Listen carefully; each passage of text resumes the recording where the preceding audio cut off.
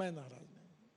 देखो, मैं इमरजेंसी से आया हूँ और इमरजेंसी के बाद ही राजनीति में आया, तो मैं बोलता हूँ कि ये मीडिया को ने अब समझना चाहिए कि उनकी क्रेडिबिलिटी के लिए वो कैसे काम करें। पर जो लिखने का अधिकार है, फ्रीडम ऑफ स्पीच और फ्रीडम ऑफ राइटिंग, ये संविधान ने दिया है, तो मैं उसका सम्मान नहीं करता हूँ।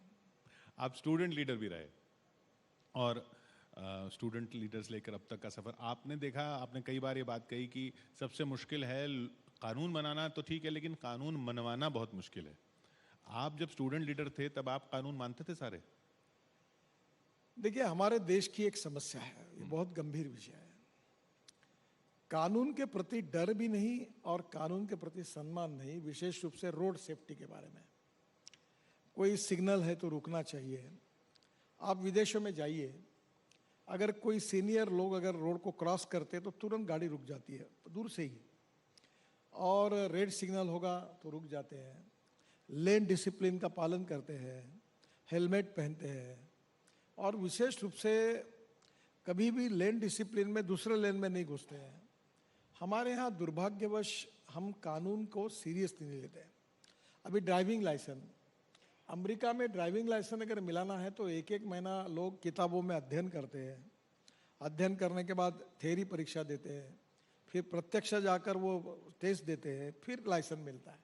अगर मैंने यहाँ बैठे हुए लोगों को अगर एक सवाल पूछा कि आप में से कितने लोग ऐसे हैं जो आरटीओ में जाकर जिन्होंने परीक्षा दी और ड्राइविंग लाइसेंस प्राप्त किया है, तो कितने हैं? तो बहुत कम हाथ ऊपर आ रहे हैं। अब जो बाकी लोगों के पास भी लाइसेंस है पर वो कैसे मिला होगा? तो कहीं ना कहीं वी नीड सीरियस अप्रोच, क्योंकि देश में 5 लाख एक्सीडेंट हो रहे हैं, 1.5 लाख मौतें हो रही है, और 18 से 34 वयोगट में कम से कम 60% हमारे नए लड़के लड़कियां, यंग टैलेंटेड इंजीनियर्स, डॉक्टर्स, उनका एक्सीडेंट में डेथ हो रहा है।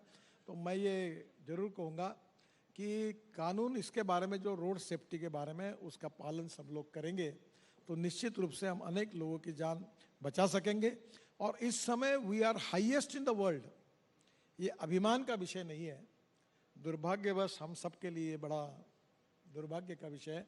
और हम सब लोग अगर इसमें ये जो ह्यूमन बिहेवियर है ये अगर बदलेगा तो निश्चित रूप से मुझे लगता है ये प्रॉब्लम रिजॉल्व होगा। पर ये तो दिक्कत फिर एजेंसीज की भी है ना, जैसे आरटीओ की आपने बात की, तो वहां से भी तो दिक्कत है अगर लाइसेंस ऐसे ही मिल जाता है तो। अभी हमने बहुत आरटीओ में 16 ऐसे ये किए कि जो डिजिटल कर दिया है, आपको आरटीओ जाने की जरूरत नहीं, परमिट भी कर दिया है।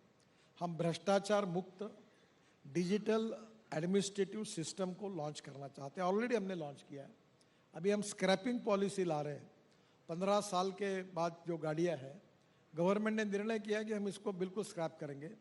और प्राइवेट में भी आज जो नई 10 गाड़ियाँ जितना पोल्यूशन करती है, वो 15 साल पुरानी एक ट्रक उतना पोल्यूशन करती है। और पोल्यूशन हमारे लिए बहुत बड़ी समस्या है, एयर